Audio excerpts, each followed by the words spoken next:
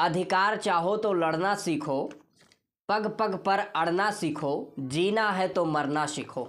ये पंक्तियां हैं बिहार के पूर्व मुख्यमंत्री, सामाजिक न्याय के योद्धा, महान समाजवादी नेता और स्वतंत्रता सेनानी कर्पूरी ठाकुर जी की 24 जनवरी यानी आज के दिन बिहार के पूर्व मुख्यमंत्री कर्पूरी ठाकुर जी की जयंती है। और जयंती के एक दिन पूर्व देश की राष्ट्रपति द्रौपदी मुर्मू जी ने ये घोषणा किया कि बिहार के पूर्व मुख्यमंत्री कर्पूरी ठाकुर जी को भारत रत्न दिया जाएगा। लेकिन भारत रत्न दिए जाने पर देश भर में सामाजिक न्याय के योद्धा, स्वतंत्रता सेनानी कर्पूरी ठाकुर जी के जन्म जयंती पर उससे एक दिन पूर्व पहले जो भारत रत्न की घोषणा हुई है, इसको लेकर लगातार बहुजन समाज के लोग, वंचित समाज के लोग, उपेक्षित समाज के लोग भारत सरकार को बधाई दे रहे हैं, धन्यवाद ज्ञापित कर रहे हैं। लेकिन इसके राजनीतिक मायने भी हैं और राजनीतिक मायने ये हैं कि अभी 22 जनवरी को राम मंदिर का उद्घाटन हुआ है और राम मंदिर उद्घाटन होने के बाद प्राण प्रतिष्ठा संपन्न हुई है और प्राण प्रतिष्ठा संपन्न होने के उपरांत उस दिन 22 जनवरी को देश भर में देखा गया कि रामचंद्र भगवान के प्राण प्रतिष्ठा के दिन जिस तरीके से एक उत्सव के रूप में मनाया गया और देखने को मिला कि भारी संख्या में लोगों ने कहीं ना कहीं ये प्रधानमंत्री नरेंद्र मोदी को कुछ लोगों ने धन्यवाद भी ज्ञापित किया। तमाम अंधभक्तों और गोबर भक्तों ने कहा कि जो राम को लाए हैं उनको हम लाएंगे। अब सवाल ये उठता है कि देश के प्रधानमंत्री क्या नरेंद्र मोदी राम को लाए हैं? क्या एक इंसान में ये क्षमता हो गई कि वो भगवान को ला रहा है? या यूं कहें वैज्ञानिक दृष्टिकोण से तो क्या एक पत्थर में प्राण प्रतिष्ठा प्राण डाला जा सकता है? एक पत्थर में प्राण डाला जा सकता है, ये एक बड़ा सवाल है। हालांकि इस विषय पर मैं नहीं जाऊंगा, लेकिन ये जो अंधभक्त अपना छाती पीट कर चिल्ला रहे हैं और कह रहे हैं, ये हुड़दंग मचा रहे हैं देश भर में, एक तरीके से सांप्रदायिक माहौल खड़ा करने की कोशिश की जा रही है। इस विषय पर विचार करने की जरूरत है, क्योंकि ये जो राम मंदिर का निर्माण हुआ है, ये बाबा साहब डॉक्टर भीमराव अंबेडकर के दिए हुए भारत के संविधान के आधार पर माननीय सर्वोच्च न्यायालय सुप्रीम कोर्ट के आदेश पर राम मंदिर का निर्माण हुआ है और सुप्रीम कोर्ट के इस फैसले का सभी पक्षों ने स्वागत किया है। इस फैसले को स्वागत करते हुए देश में जो भी सरकार रहेगी, चाहे आज भारतीय जनता पार्टी की सरकार है देश और प्रदेश में, यदि अन्य पार्टियों की सरकार होती तो वो पार्टियां भी राम मंदिर का निर्माण करवाती।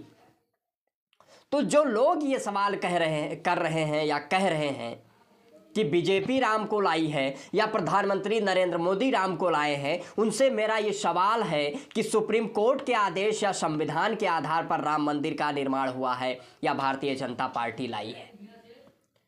लेकिन उसके बावजूद भारतीय जनता पार्टी को ये लगा कि अब सांप्रदायिकरण से काम नहीं चलने वाला है, क्योंकि जिस तरीके से बीजेपी सत्ता में लगातार 2 बार आई और दोनों बार देखने को मिला कि शिक्षा, स्वास्थ्य, रोजगार, बेरोजगारी, महंगाई, ये सारे मुद्दे गायब हैं। और ये सारे मुद्दे गायब होने के पीछे कारण है जो एक सीमित तबका है, एक आबादी है, जो देखने को भी मिला प्राण प्रतिष्ठा के दिन कि तमाम नारों के साथ जगहों जगहों पर एक सांप्रदायिक माहौल खड़ा करने की कोशिश की गई। हालांकि सब कुछ देश में ठीक रहा, कुछ स्थानों पर कुछ घटनाएं या कुछ खबरें देखने को मिली।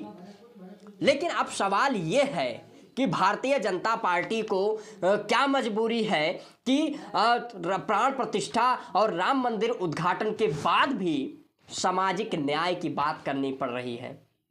जाति जनगणना की बात करनी पड़ रही है, क्योंकि देश के गृह मंत्री अमित शाह इससे पहले भी ये जाति आधारित जनगणना के पक्ष में बोल चुके हैं। अब करवा नहीं रही है भारतीय जनता पार्टी, वह एक अलग चर्चा का विषय है, लेकिन जाति जनगणना की बात केशव प्रसाद मौर्य भी करते हुए दिख जाते हैं, देश के गृह मंत्री अमित शाह भी देखते हुए मिल जाते हैं। और इतना ही नहीं, जो बिहार के पूर्व मुख्यमंत्री कर्पूरी ठाकुर को भारत रत्न दिया गया, इसके भी राजनीतिक मायने ये हैं। सबसे पहले मैं कर्पूरी ठाकुर जी के द्वारा कही गई कुछ लाइन को पढ़ना चाहता हूं। मैंने फर्स्ट डिवीजन से मैट्रिक पास किया, तब गांव में सिर्फ 5 बच्चे ही मैट्रिक पास कर पाए थे। तब बाबूजी नाई का काम कर रहे थे। वह गांव के एक संपन्न आदमी के पास मुझे लेकर गए और कहा कि सरकार, ये मेरा बेटा है, फर्स्ट डिवीजन से मैट्रिक पास किया है।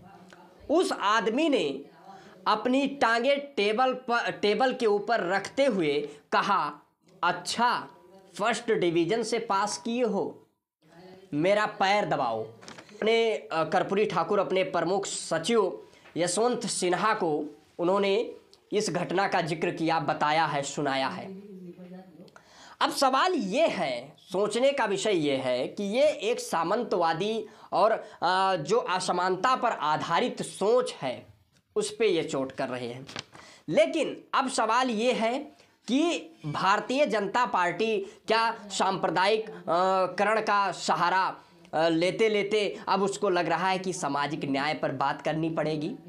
जी हाँ, बिल्कुल, क्योंकि बिहार सरकार ने जिस तरीके से कई लाख नौकरियां वितरित कर दी, नीतीश और तेजस्वी की जोड़ी ने बिहार में कमाल कर दिया।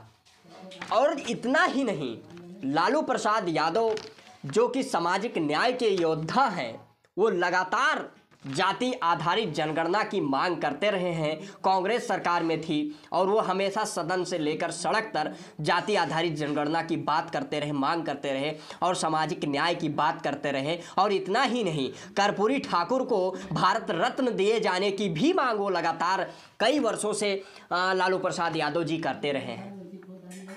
लेकिन अब भारतीय जनता पार्टी कर्पूरी ठाकुर को यदि सोचे कि भारत रत्न देकर और सामाजिक न्याय के मुद्दे पर यदि विपक्ष को हम चुनौती दे पाएंगे, तो इस पे विमर्श करना जरूरी हो जाता है, क्योंकि बीजेपी का लक्ष्य है कि सांप्रदायिकरण के साथ साथ सामाजिक न्याय के मुद्दे पर भी विपक्ष को चुनौती देने की भारतीय जनता पार्टी की पूरी तैयारी है।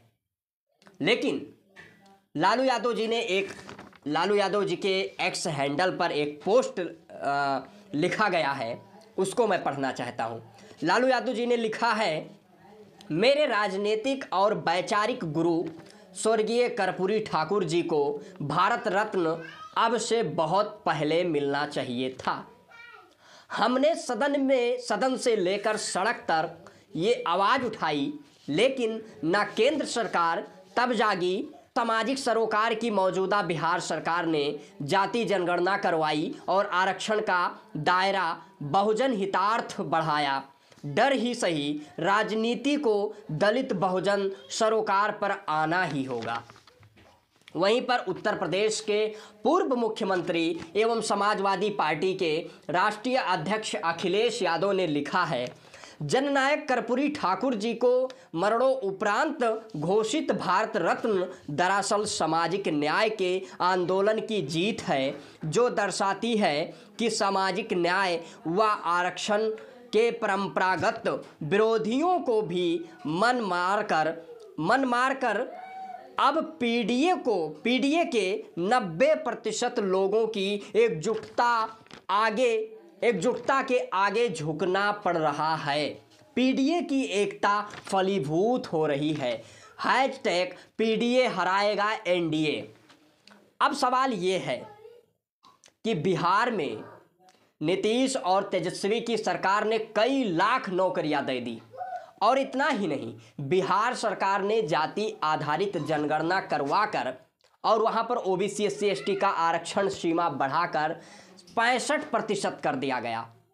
और जिस तरीके से सामाजिक न्याय की बुनियाद पर आधारित ये सरकार, बिहार सरकार चल रही है। और इतना ही नहीं, जिस दिन राम मंदिर प्राण प्रतिष्ठा का आयोजन हुआ उसी दिन बिहार सरकार ने तेजस्वी के नेतृत्व में बिहार को श्री राम जानकी विश्वविद्यालय भी मिला सौगात के रूप में।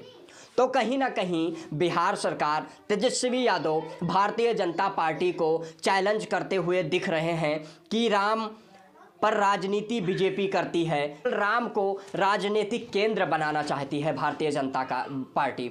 और यही कारण है कि बिहार सरकार ने प्राण प्रतिष्ठा के दिन ही विश्वविद्यालय और अस्पताल देने का काम प्रभु श्री राम और सीता को समर्पित विश्वविद्यालय और अस्पताल देने का कार्य बिहार की सरकार ने, तेजस्वी ने किया। और जाति जनगणना बिहार की सरकार ने कराई, कई लाख नौकरियां दी।